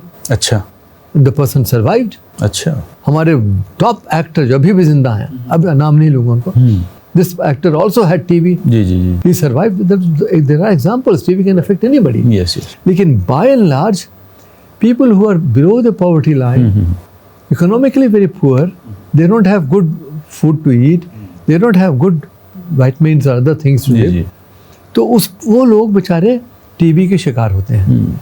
तो उनके लिए दवाएं अगर हम बनाएंगे तो खरीदने की सलाहियत उनकी कहाँ है? बिल्कुल। इसलिए पैसे नहीं लगते। तो हमारे जो पेटेंट है, एक पेटेंट है जो अभी तक भी एक्टिव है काफ़ी माशाल्लाह, तो वो डायग्नोसिस पर है, वो तो उस पर है, उस पर पेटेंट। अदरवाइज ये, but we are patenting only कि कल को अगर कभी किसी ने कहा कि मेरा काम है, तो वो प्रोटेक्टेड रहे। अगर इतना पेटेंट हम, इसका हाफ भी अगर हम कैंसर में या किसी और में लगाते, तब तक तो मैं बिलियनर, इस शहर का सबसे रईस होता। जी। तो आपका कहने का मतलब ये है कि by and large research can make someone financially successful while also serving society। जी, बिल्कुल सही आपने कहा। भारत की हुकूमत की तरफ से आपको पद्मश्री से नवाजा गया, और जर्मनी में भी आपको जो है हाईएस्ट सिविलियन अवार्ड एजाज़ हासिल हुआ है आपको। चांसलर एंगेला मर्केल के साइंटिफिक एडवाइजरी टीम में भी आप एज एडवाइज़र रह चुके हैं। आप शायद अभी भी है उस कमेटी के मेंबर। तो वहाँ पे आपका स्पेसिफिक रोल क्या रहा है? ये सब बात मामले में मैं बताऊँगा कि at least Germany is far more proactive. They don't discriminate ये बंदा कहाँ से है, क्या है। उनको लगा कि ये बाय एंड लार्ज वेस्ट में है, लेकिन नॉट एवरीवेयर। जर्मनी में नहीं, एकदम नहीं है। जी। तो उनको ये लगा कि इसके काम में दम है। तो लोगों ने हमारे काम को बहुत सराहा, बहुत नवाजा। जी। वो जो उन्होंने उनका जो हाईएस्ट अवार्ड है हाँ वो भारत रत्न के जी इक्विवेलेंट जी है, बिल्कुल। वो ये है अच्छा उनकी जो भारत रत्न। अच्छा अच्छा and I think the only Indian Indian only माशाल्लाह। इंडियन, और शायद एशियन में 6 या 7 लोगों को मिली है। जी जी जी। तो ये उसकी वजह सिर्फ यही है, दे सॉ समथिंग। और वो जब जर्मनी बनी G7 countries, group of 7 countries की जब प्रेसिडेंट बनी, बाई रोटेशन होता है 2-2 साल की या 3-3 साल की, तो चांसलर मर्केल ने एक कमेटी बनाई जो प्रेसिडेंट ऑफ जर्मन सोसाइटी हैं। इत्तेफाक से I was also the first member elected as a member of the German National Science Academy. ये अकेडमी दुनिया की सबसे पुरानी साइंस अकेडमी है। जी जी जी। इसमें तकरीबन I think the largest number of Nobel laureates are there in this academy. I am elected fellow of that academy. तो उन्होंने उसके अकेडमी के कुछ मेंबर्स को और प्रेसिडेंट को बुलाया कि tell me what should be Germany's agenda right at the G7 president. तो we made a presentation anti microbial resistance. Okay. Bacteria के खिलाफ जो रेजिस्टेंस पैदा हो रहा है वो सबके लिए परेशान कौन है, सबके लिए, डेवलप या अंडर डेवलप? सभी के लिए, खासकर डेवलप कंट्री में तो और ज़्यादा। ओके कोई एंटीबायोटिक है ही नहीं जो काम करेगी, तो कैसे उसको सॉल्व किया जाए? राइट। तो वी फ्लैग दिस इशू और दैट वाज पिक्ड अप। अच्छा तो that is a good part. Okay okay okay. Sir institution building का जहाँ तक सवाल है, माशाल्लाह से आपका बहुत बड़ा कंट्रीब्यूशन रहा है CDFD, university of Hyderabad, Jamia Hamdard. So what is the secret behind building world class institutions? बड़ा अच्छा सवाल किया आपने। मेरा मानना है कि मेरिट और स्ट्रेंथ हर जगह है। आपको देखना होगा कहाँ से उठा के कहाँ से कुछ को हाईलाइट किया जाए। ऐसी बात नहीं कि CDFD तो खैर I was the first director, तो I really build from scratch. जी। साइंटिस्ट को चुन चुन के लाते गए और बहुत अच्छा, अल्हम्दुलिल्लाह it has done very well. काम जो करते थे वो पब्लिक से जुड़ा हुआ था। DNA को लफ्ज़ DNA पॉपुलराइज हमने किया। अच्छा एक कॉन्फ्रेंस की हमने, यहाँ कलाम साहब आए, जजेस आए सुप्रीम कोर्ट के, चीफ जस्टिस आए सुप्रीम कोर्ट के, हाई कोर्ट के, बहुत बड़ा 4-5 दिन की। जी जी। और उनको लोगों को पता लगा DNA है क्या चीज़। फिर एक DNA लॉ बनाया गया कि why not DNA and law. तो इस तरह से काफ़ी पॉपुलैरिटी मिली। जी जी। तो मेरा मानना यही है कि you know there are things that you can do. When you build institution you look at what you can do, right. What are your limitations. एक चीज़ और करना होता है, वो ज़रूरी हम समझते हैं, क्योंकि उसकी मेरी वजह कुछ और भी रही होगी। एक तो मैं साइंस करता हूँ, मैं अपना साइंस नहीं छोड़ता था। मैं लैब में रहता था, CDFD में था तब भी, और हैदराबाद यूनिवर्सिटी में था तब भी। वहाँ एक इंस्टीट्यूट है drills, doctor Reddy's institute of life science. हाँ हाँ। तो मैंने इदारे को चलाने के लिए वहाँ के लोकल लोगों को चुन लिया। DRL के? नहीं, यूनिवर्सिटी ऑफ हैदराबाद को। यूनिवर्सिटी ऑफ हैदराबाद में मैथमेटिक्स के बहुत अच्छे प्रोफेसर थे। और ये पहली बार हुआ मेरे टाइम में कि हम लोगों ने 2 प्रो वाइस चांसलर बनाए। जी। तो लोगों ने, हमारे गवर्निंग काउंसिल के मेंबर ने कहा कि are you mad, we are going to create, आज तक कभी नहीं किसी ने प्रो वाइस चांसलर अपॉइंट नहीं किया, आप 2 बना रहे हो, you will create parallel power centres. तो मेरा जवाब था कि sir I need to create multiple power centres true. so that each one of them can focus on and I can do things at the big picture. मैं ऊपर से देखूं कहाँ पर हमारी कमी है। I don't want to do micro management. पहले होता था कि हर एक आध प्रोफेसर की छुट्टी की दरख्वास्त हम साइन करें, उसकी दरख्वास्त मैं साइन करूं। वो why should the vice chancellor do it? Let somebody else do it. तो ये सब चीज़ें जो मैंने माइक्रो मैनेजमेंट करना बंद कर दिया था, that was my style. Right. उसकी वजह से इदारे को आगे बढ़ने में बहुत तेज़ी से बढ़ा। जी यही वजह है। जी। ये ख़ास एक यूनिक फीचर आपने जो अभी बताई है कि नॉर्मली एक परसेप्शन है कि scientist are not good administrators, लेकिन यहाँ पे माशाल्लाह you are not only a successful scientist but you are a excellent administrator, जो आपने बिग पिक्चर ईगल्स आई रखा है और इंस्टीट्यूशन बिल्डिंग में। ये बहुत कम लोगों के पास ये एक यूनिक फीचर। थोड़ी सी मैं इसमें तरमीम करूँगा, आपने जो बनाया है इसका conclusion. I was not a good administrator. अच्छा। But I knew who to rely on. अच्छा। I picked up the right people. Okay, They were administering the university. वही सबसे डिसीजन मेकिंग है ना। सब मैं नहीं करूंगा जी। मुझे आता ही नहीं, मैं अपना नहीं, science आपने करता हूँ। डेलीगेट कर दिया ना, डेलीगेट कर दिया। लोग डरते हैं यू वो सेलेक्टेड द powerful हो राइट जाएगा। People for the right job. वो अंदर ही के लोग हैं, बाहर से नहीं लाए, जी जी जी, अंदर ही के लोग। ये नहीं, यही इंपॉर्टेंट होता है ना, you select the right people for the right job and delegate them. Jamia Hamdard में भी मैं रहा तो वहाँ 4.5 साल 5 साल थोड़ा ऊपर रहा। जी, वहाँ भी अच्छे अच्छे लोगों को लाया। अच्छा, मैं बेस्ट पर्सन को ला रहा राइट। था। और जामिया हमदर्द 4 साल के अंदर में highest ranking private university Muslim minority जी, जी। इंस्टीट्यूशन 5वें रैंक बन गई जी, जी। प्राइवेट यूनिवर्सिटीज जी, में, जी। नंबर 5 पर। जी, जी। जामिया मिलिया नहीं थी, अलीगढ़ कहीं नहीं थी, क्रिश्चियंस का कहीं नहीं था, राइट राइट। सिख्स का कहीं नहीं था, सिर्फ एक जामिया हमदर्द। तो ये बिकॉज यू नो जी, जी, आई जी। Picked up the right people. So why do you think some universities produce innovators while others produce only degree holders? नहीं, ऐसा है ना कि innovator is nothing but somebody who actually pursues an idea. मेरे दिमाग में ये आइडिया आया है, इसको मैं देखने आगे बढ़ाना चाहता हूँ। In the process I discover something, I innovate. Other people most of them are also ran. You know cricket के मैच में ये भी मैं बताता हूँ लोगों को, you will have to figure out आप क्या बनना चाहते हैं। आप क्रिकेट खेलते हैं? जी मैं खेलता नहीं हूँ, मैं देखता हूँ। हमने क्या, क्रिकेट में 4 तरह के लोग होते हैं। एक तो होते हैं जो एक्चुअली बल्ला चलाते हैं, बॉलिंग करते हैं।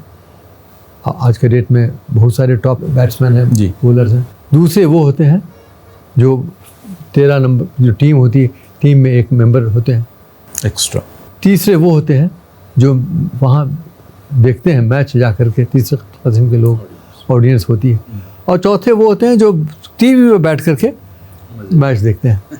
आप फैसला कीजिए आप किस कैटेगरी में हैं। आप are you that person like Kapil Dev और गावस्कर एक्चुअली प्लेइंग, और are you part of the team, और आर यू स्पेक्टेटर, और are you watching a TV.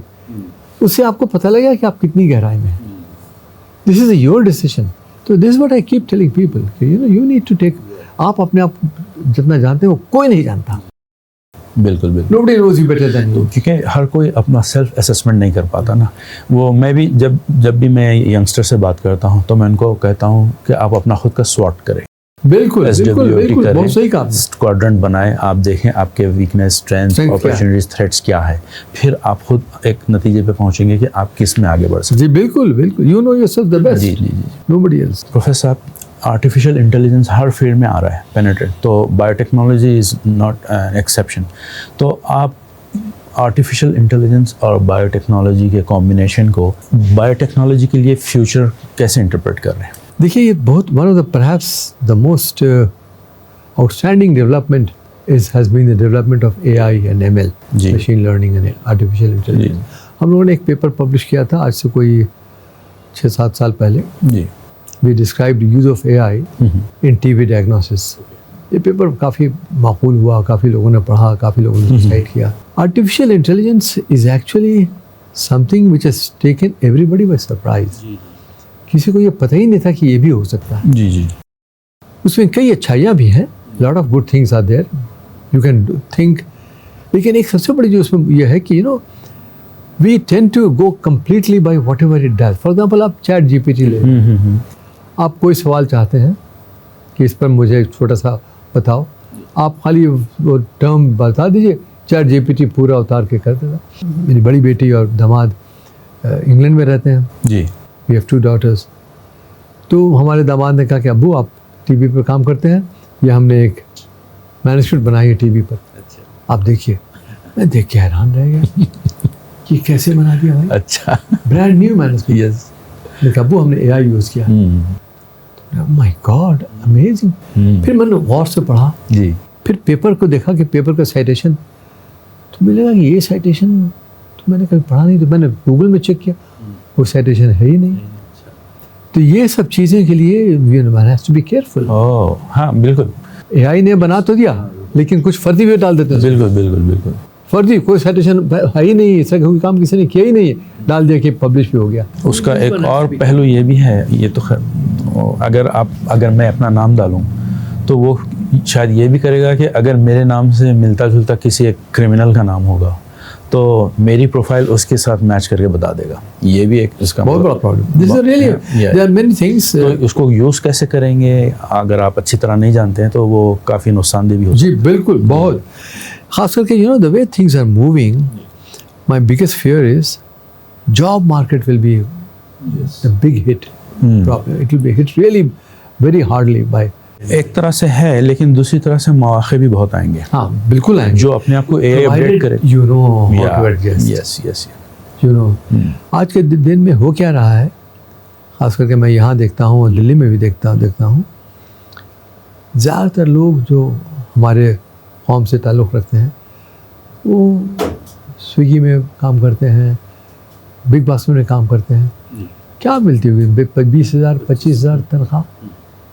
Struggle कर रहे हैं, वही उनके लिए। May be they were not doing anything. एक बंदा, हम आ रहे थे तो टैक्सी पर ड्राइवर था, तो उसने हमसे बात करना शुरू, यही का मुसलमान था, बात करना शुरू किया तो आई रियलाइज़ कि बंदा तो टैक्सी ड्राइवर है but he kind of language is talking unbelievable. तो पता लगा मजबूरी वो टैक्सी चला रहा है। ऐसे बहुत है। He is very well, BTech की डिग्री है, एमटेक की डिग्री उसके पास है। जी, रिडंडेंसी बहुत हो गई। जी, तो ये ज़रूरी है कि यू हैव टू, आपको अपने को उस ढांचे में डालना ज़रूरी है। नहीं, इसके लिए आप नहीं समझते कि स्किल्स डेवलपमेंट, स्किल्स की वही बात है, स्किल्स भी एक लिमिट तक ले जा सकती है। तो स्किल आपको स्किल बना देगी। जी, आपको पता लगे ये कैसे बनती है। हाँ, आपको पता लगे इसमें खराबी है, कहाँ से रिपेयर कर सकते हैं। स्किल है वो भी, और अच्छी स्किल भी हो सकती है। जी, लेकिन you have to be innovative, जी, you have to think very disruptively. जी। तो ये डिसरप्टिव जो थिंकिंग है, ये इसमें AI आपकी मदद कर सकती है। इसी से मिलता जुलता मेरा अगला सवाल है, अगर आपको मौका मिले कि इंडिया का एजुकेशन सिस्टम चेंज करना है तो ऐसे क्या 3 चेंजेस आप करेंगे? सबसे पहले तो आई थिंक ये जो क्रेज़ हो रहा है अभी भी है कि हम सब लोग IIT जाना चाहते हैं, ये क्रेज़ बच्चों का नहीं है, जी, वालिदैन पेरेंट्स का भी। मैं यहाँ 1999 से 99 तकरीबन से हैदराबाद में पोस्टिंग हो गई थी हमारी। CDFD का फाउंडर डायरेक्टर था। तो मैंने देखा कि यहाँ के लोग अपने बच्चों को, जो चौथी 5वीं जमात है, तो प्री रमैया, या अरे भाई साइकोलॉजिकल स्ट्रेस, उसको सोचने दो। वो सुबह सवेरे 4 बजे उठता है, बिल्कुल, फिर उसके बाद पढ़ाई करता है, फिर स्कूल जाता है, लौट के आता है, फिर पढ़ाई करता है, क्यों? उसके बाद उसका एडमिशन अगले वाले में हो जाएगा, वो कोचिंग में चला जाएगा वहाँ, और वहाँ से कोचिंग में चांसेस है कि एक बार चले गए तो आपका IIT में हो जाएगा। But why? You know, you are killing his. Yes, हमारे IIT में there so many deaths because people find that this is wrong place for me. Number आ गए, कम्पीट कर गए, आ गए, एक्सपेक्टेशन बढ़ गई, क्या करेंगे? तो ये this is killing my inner qualities जो है, ये सबसे बड़ा, इसको हटाना ज़रूरी है। फॉर एग्जांपल, अगर आप let's say if you want to go to get admission in let's say Harvard Medical School तो खैर एग्ज़ाम देना पड़ता है। Let's say university of Harvard, वो आपको इतनी फैसिलिटी देती है। हमारे साले साहब हैं, 1 साल में उन्होंने पूना से उन्होंने किया इकोनॉमिक्स, उसके बाद बड़ा अच्छा वहाँ स्कूल है पूना में इकोनॉमिक्स का, उसके बाद चले गए अमेरिका। 1 साल में उन्होंने इतनी मेहनत की और मास्टर्स की डिग्री ले ली 1 साल में। Normally you are suppose to take 7-8 paper, 10 paper credit होते वो हैं। 17-18 पेपर एक साथ पढ़ करके और आज के डेट में वाइस प्रेसिडेंट हैं किसी बड़ी कंपनी के। तो ये सहूलत हमारे यहाँ नहीं है। हमारे यहाँ है कि आपको इतना को अभी तो अब कुछ गवर्नमेंट ने किया है, एजुकेशन सिस्टम का जो ओवरहॉल हुआ है जी, कि 3 साल का नहीं 4 साल का BA होगा, और आप BA के साथ साथ आप कुछ और भी कर सकते हैं। राइट। तो ये सब चीज़ ज़रूरी है। फ्लेक्सिबिलिटी आ रही है। हमने CDFD में एक आदमी को बुलाया, CDFD में जब रहा 7-8 साल रहा, तो हर साल नोबेल लॉरेट आते थे हमारे, ऑलमोस्ट एवरी ईयर, या उसी कैलिबर के लोग आते थे, हमारा फाउंडेशन डे लेक्चर देते थे। जी, एक आदमी आए थे हैरोल्ड वार्मस, उनको मैंने बुलाया। मेरे में सलाही तो थी नहीं, लेकिन हमारे एक दोस्त थे 2-4, तो उनको मैंने लिखा, उन्होंने कहा नो प्रॉब्लम सही, लास्ट हिम, अपने पैसे से वो हिंदुस्तान आए, हमारे यहाँ लेक्चर दिया उन्होंने। उनकी CV आप देखेंगे तो आपको हैरत होगी। उन्होंने इंग्लिश में किया MA, उसके बाद छोड़ दिया, जी इंडिया आ गए, कलकत्ता में आए, अच्छा कुछ काम वाम किया, जी फिर छोड़ दिया, फिर कहा कि अब पढ़ाई करते हैं, फिर MBBS ज्वाइन किया है अमेरिका में। MBBS वहाँ नहीं, MD कहलाता है। MD अच्छा MD किया, MD किया, अच्छा लगा, फिर आए, वो पेशेंट से काम कर सीखा, कैसे पेशेंट को देखना, लगा कि कुछ अलग काम कर सकते हैं। फिर वापस गए अमेरिका और शुरू किया काम करना, नोबेल प्राइज़ मिली उनको। A person who is an basically arts graduate, science से कोई मतलब नहीं रहा, उसने मेडिसिन की, रिसर्च किया, पेशेंट पर काम किया, फिर वापस गया और finally got the Nobel prize. Wow, Harold Varmus नाम उनका। Wow, he is still alive. तो ये हमारे system allowed him that system right. ये बहुत ज़रूरी है। अब कुछ उस तरफ से हम आगे बढ़ रहे हैं, जी जी जी अच्छा, तो this needs to go in a big way. Big way. और ये जो माइंडसेट है ना कि हमें जब तक कि हम नीट और जेई क्लियर ना करेंगे हमारी ज़िंदगी नहीं बन पाएगी, ये निकालना पड़ेगा। अभी जो नीट का स्कैंडल हुआ तो मुझे लगता है अगले साल 2 साल में नीट बर्खास्त ही होगा। अब पता नहीं क्या होगा, बट यू नो इससे बड़ा शॉकिंग हो जाता है। जो बच्चे इतना मेहनत करके काम, साइकोलॉजिकली बहुत ट्रॉमा होता है उनके लिए, बहुत ज़बरदस्त। प्रोफेसर साहब, आपने माशाल्लाह से 170 से ज़्यादा PhDs और पोस्ट डॉक्स को मेंटरशिप की है, गाइड किया है, तो आपको क्या लगता है कि मोस्ट सक्सेसफुल स्टूडेंट्स के क्या कॉमन ट्रेड्स आपको नज़र आते हैं? Hard work number 1, take risks अच्छा नंबर 2 जी, एंड डेडिकेशन, बस और राइट, कुछ नहीं। अच्छा, 3 का बहुत कॉम्बिनेशन लोगों को देखा मैंने, जी, और मोस्ट ऑफ द टाइम आपको जो नई किरण दिखती है वो towards the end of your, पता लगा 5 साल की PhD है, 3 साल गुजर गया, आपने कुछ नहीं किया। हाँ, अब नजर आ रही ये तो काम बड़ा अच्छा निकल गया। तो ये होता है। सडन। हाँ, तो इसके लिए अब हमारे साथ जो लोगों ने काम किया है तकरीबन 4 साल, 3 साल 4 साल में लोग, but very good to know कि हमारे साथ जो लोगों ने काम किया है, किसी को शांति स्वरूप भटनागर अवार्ड मिल गया है, किसी को डायरेक्टरशिप हो गई, जी जी वो जो जी जी यूनाइटेड नेशन का इंस्टीट्यूट है राइट, बाहर का, अच्छा कोई हार्वर्ड में है, जी जी, वो कहाँ है, अच्छा, बड़े खुशी की बात है, अच्छा लगता है। बिल्कुल बिल्कुल। ऐसे कोई ट्रेड्स जो कॉमन मिस्टेक्स यंग रिसर्चर्स में आप देखें? एक लड़का था हमारे साथ, अभी भी है, अब तो नहीं, मेरे साथ नहीं रहता है, वो थोड़ा सा स्मार्ट बनता था अपना। अच्छा, वो उसने शुरू किया काम, फटाफट किया कि ये कर देंगे। हमने कहा डिटेल बताओ।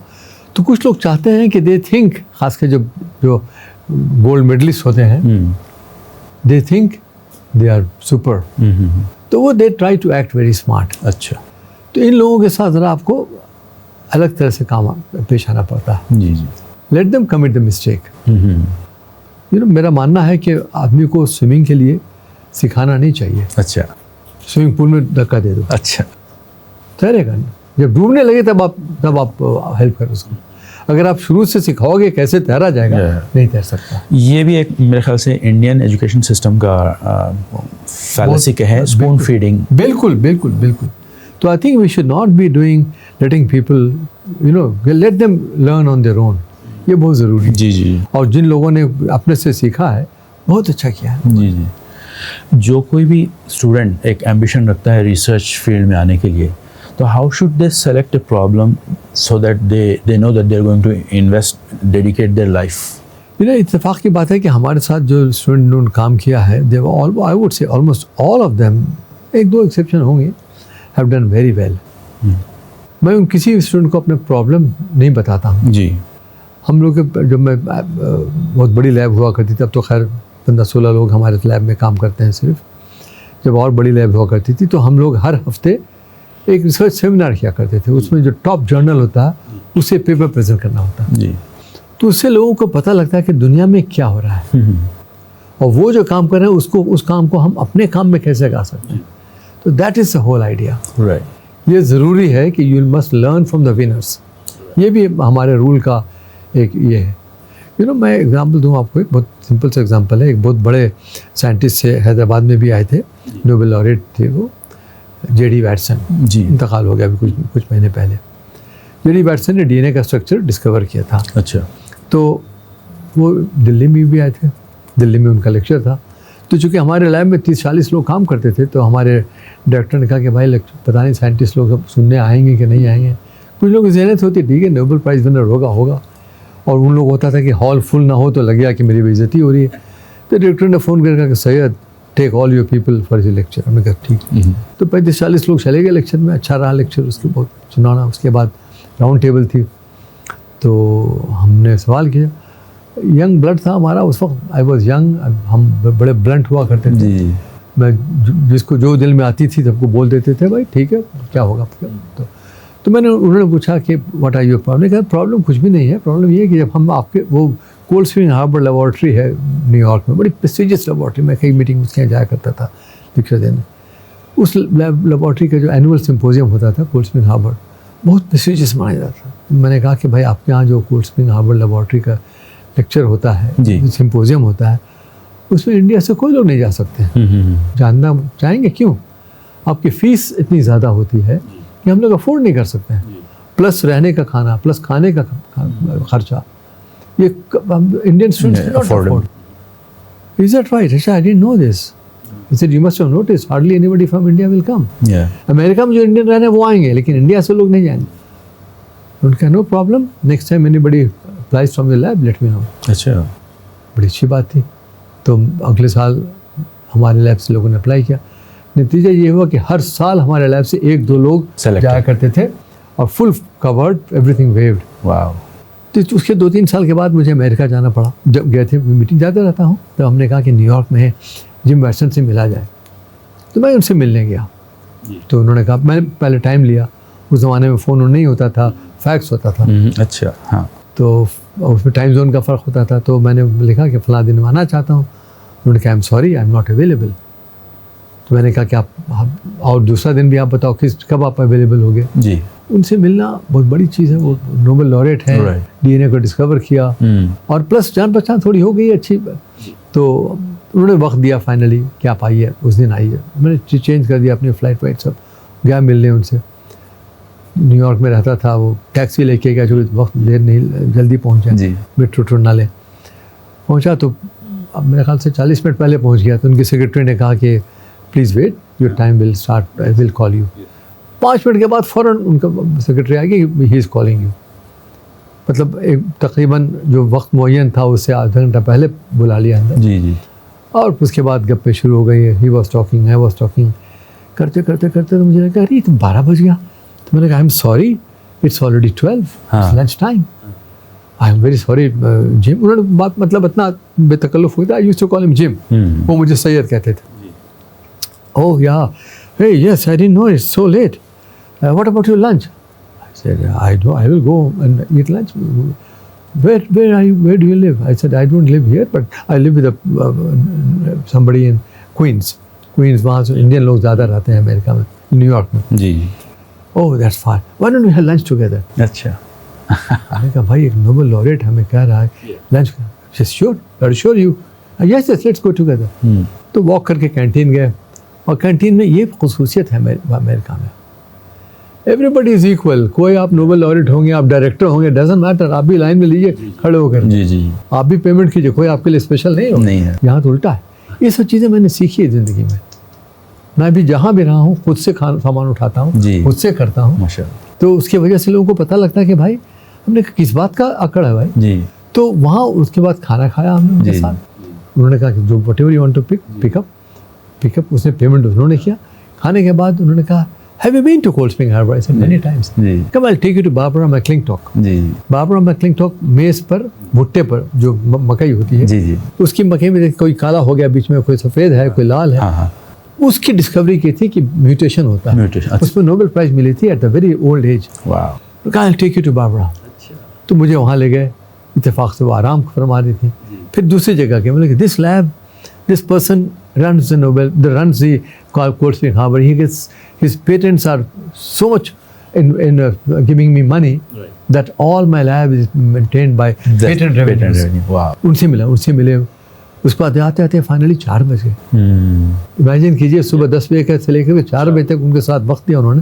उन्होंने कहा कि किताब है हमारी, आप ले जाओ।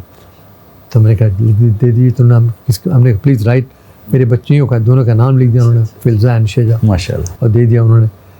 कहा कि oh but it's heavy, how will you carry? I said I'll carry it. No, I'll send it through By mail. courier. Oh. Courier. How will you go? I said I'll take a cab or something. Queens, so it'll be far. अपनी secretary को बुलाते हैं, let him be dropped in my car. यकीन मानिए मैं तो हिल गया, एक मामूली सा आदमी है, हम बिल्कुल मामूली, अभी भी समझते हैं बहुत मामूली आदमी, कभी कुछ किया ही नहीं हमने। उसको जिम वैटसन जो कि Nobel laureate was somebody who was considered, वो इतनी इज्जत दे रहा है, मुझे लगा कि this is what you should be. उसके बाद से मैंने, पहले भी I used to be but I made extra care कि I should not let people think that I am a big man. To be honest I am not a big man, I really believe. लेकिन ये रवैया जो उन्होंने एक मामूली से आदमी के लिए जो उन्होंने जिस तरह से वो पेश आए, सबक सीखा। तो हम बहुत बड़े बड़े लोगों से हमने बहुत सबक सीखा। जी जी, दिस बट उनका रूल्स फॉर सक्सेस है। कभी और मौका मिलेगा तो मैं बताऊंगा। खुलफाए राशिदीन में जब हज़रत उमर रज़ियल्लाहु अन्हु और सफ़र कर रहे थे यरूशलेम का चाबी लेने के लिए किले की, तो ऊँट पे जब सवारी चल रही थी, दरवाजे जब पहुँचे तो बारी थी खादिम की ऊँट पे बैठने की, और आप थे चलाने वाले। चला जी, दिस इज व्हाट, ये हमारे they have adopted it, ये हमारे कल्चर में है। जी जी, ये रसूलुल्लाह सल्लल्लाहु अलैहि वसल्लम की इसमें है, तालीमात में, तालीम उनकी, the way he used to live. जी जी, किस बात के हम लोग आकड़ करते हैं। बिल्कुल। तो ये I try to do it. जी प्रोफेसर साहब, इंडिया में मिलियंस ऑफ ऐसे अभी एम्बिशियस यंगस्टर्स है जो टियर 2 टियर 3 सिटीज़ में है, जिनको एक्सेस भी नहीं होता है, जिनके पास इंफॉर्मेशन भी अभी नहीं होता इतना कि कहाँ क्या मौक़े हैं। ऐसे लोगों के लिए ये गवर्नमेंट अपनी तरफ से जो कोशिश कर रही है, कई स्कीम्स है, कई प्रोग्राम्स है, लेकिन फिर भी जो फैमिलीज़ है जिनके पास ये डाउट है कि वो साइंटिस्ट बन सकते या नहीं बन सकते, वो उन करियर इस तरफ ले जाना है या नहीं ले जाना, उनके लिए छोटा सा क्या मैसेज है? Which is very simple, you know as I said earlier, आपको पता है आप में कितनी सलाहियत है, आप क्या कर सकते हैं। किसी की फिक्र ना करो, किसी की परवाह ना करो। वालिदैन कह रहे हैं बेटा इंजीनियरिंग करना है, उनको खुश करने के लिए ज़रूरी है तो ठीक है इंजीनियरिंग कर लो, IIT कर लो, but do what you want to do. That's way. हमारे एक बड़े अच्छे दोस्त हैं, उनके बेटे ने, उनकी बेटी को वालिदैन का था कि भाई मेरी बेटी डॉक्टर बनेगी, बड़े अच्छे दोस्त हैं, नाम नहीं लूँगा उनका। उसका था कि नहीं मैं सिविल सर्विस ज्वाइन करूँगी। उस लड़के ने बाप को खुश करने के लिए MBBS किया, गवर्नमेंट कोटा से, अच्छी जगह एडमिशन हुआ उसका। MBBS करने के बाद कहती है कि अब मैंने MBBS कर लिया, अब मुझे सिविल सर्विस के एग्ज़ाम लिखने दो। जी जी, पहले ही ईयर वो क्वालिफाई कर गई, अब सिविल सर्विस में। जी जी, तो ये we know what we are, हम में क्या सलाहियत है। We should do what you think you can do. जी, हर लोग साइंटिस्ट नहीं बन सकता, हर लोग अंबानी बिरला नहीं बन सकता। जी जी, These are the people who are born with golden spoon. Some are self-made, right but most of them are born with golden spoon. Right, हम लोग तो self-made हैं, वालिदैन मेहनत की हमारे साथ, and most of the people in India, the kids in India, they're all self-made. Ji You know where you can do. और कभी भी अगर आपको लगता है कि आप हमसे कुछ आप सीख सकते हैं, हमसे कुछ फ़ायदा हो सकता है, आई एम अवेलेबल। जी, मेरा email ID आप उनसे शेयर करें, sayyedhasnan@gmail.com, and I promise you मैं उनके ईमेल का जवाब ज़रूर दूंगा। मैं हर एक ईमेल का जवाब जी दूंगा। जी, अच्छा, कोई भी ईमेल मुझसे छूटती नहीं। जी जी, मेरा वक्त काफ़ी उसमें जाता है, तो I would be more than happy to. जी जी, बहुत बहुत शुक्रिया डॉक्टर साहब बात करने का। अब देखिए, जिस तरह आपने कहा, पहले तो सेल्फ असेसमेंट करें और अपने आप को पहचानने की कोशिश करें कि आपके अंदर क्या सलाहियत, आप किस तरह। फिर भी आपको नहीं लगता कि हिंदुस्तान जैसे मुल्क में प्लेटफॉर्म्स की कमी है? अगर कोई रिसर्च करना चाह रहा है तो इतने मौके प्लेटफॉर्म, मिसाल के तौर पे अगर मैं कहता हूँ लोगों से, अगर आपके घर में स्विमिंग पूल है तो बच्चे स्विमिंग सीख जाते हैं, साइकिल है साइकिल चलाना सीख जाते हैं। तो इसी तरह रिसर्च प्लेटफॉर्म्स होंगे तो अगर मौका मिला तो साइंटिस्ट और रिसर्चर्स भी बनने में आसानी होती है। बिल्कुल। तो प्लेटफॉर्म की कमी है। तो अब इसी बात को मद्देनज़र रखते हुए हम लोग we inspire research centre as a platform establish करें, तो आपको लगता है कि इस तरह के और भी प्लेटफॉर्म होने चाहिए? बिल्कुल होने चाहिए। सबसे बड़ा जो प्लेटफॉर्म हमें ज़रूरी है होना क्या, कि लोगों को बताएं कि ये जगह अपॉर्चुनिटीज़ हैं, लोगों को पता भी नहीं है। जी, मोस्ट ऑफ द टाइम जनता जिस तरह जा रही है, पब्लिक जिस तरह जा रही है, हम उसी के साथ जाते हैं। हम लोग ज़्यादातर अपोज में नहीं करते कि उससे भीड़ में मैं क्यों जा रहा हूँ, जी मैं भीड़ से मुख्तलिफ रहना चाहता हूँ। तो ये जज्बा आना ज़रूरी है, बहुत ज़रूरी है। तो इसके लिए हम लोग की जिम्मेवारी है। हम लोग का, मैंने देखा कि हैदराबाद में काफ़ी लोग अच्छा काम करें। हमारे दोस्त हैं बशारत अली साहब, जी, बहुत ज़बरदस्त काम कर रहे हैं। वो चाहते हैं कि जो हमारे उम्मत के लोग हैं, कम्युनिटी के लोग हैं, इनको कैसे उछाला जाए, कैसे ऊपर ले जाया जाए। And I think we need more such people, जी, and we need to give our time, to share our views, share our ideas. तो ये इसकी ज़रूरत है, हम लोगों को उनके साथ मिल करके काम करने की ज़रूरत है। जी जी। तो दोस्तों, आज प्रोफेसर हसनैन साहब से काफ़ी दिलचस्प गुफ्तगू रही है, काफ़ी मालूमात हुए। वक्त काफ़ी नहीं है कि आपकी पूरी जो अचीवमेंट्स है, एक्कोलेट्स है, उसके बारे में हम डिस्कस करें। तो इंशाल्लाह मुस्तक़बिल में हम फिर से प्रोफेसर आपको रुजू करेंगे हमारे पॉडकास्ट पे और मज़ीद दिलचस्प मालूमात करने के लिए। तो प्रोफेसर साहब, आपका बहुत बहुत शुक्रिया वी इंस्पायर पॉडकास्ट पे वक्त देने का। बहुत बहुत जज़ाकल्लाह। बहुत बहुत शुक्रिया, आपने मौका दिया मुझे। सामाइन, इंशाल्लाह आपसे फिर रब्ता करेंगे। जुड़े रहने के लिए बहुत बहुत शुक्रिया। जज़ाकल्लाह खैर। We Inspire, transforming ideas into global innovation. In the heart of the city, the We Inspire Research Center is born to bridge the gap between academic study and real-world industry success. The center focuses on mentoring brilliant students and engineers, helping them turn their raw, innovative ideas into actual patents and successful startups. A massive goal is now in motion: the creation of a state-of-the-art AI lab to empower the next generation of tech leaders. As a major contribution towards this vision, Dr. Abdulwasi Mohammed, CEO and founder of We Inspire, has generously dedicated a 2,500 square feet office space for the center. However, financial support is required for AI lab infrastructure, equipment, training facilities, research programs, startup incubation, and operational requirements. But to make this dream a reality, we need the support of the community and partners to build the necessary infrastructure. Join our community of scientists and innovators today. Let's work together to transform knowledge into prosperity for the whole nation.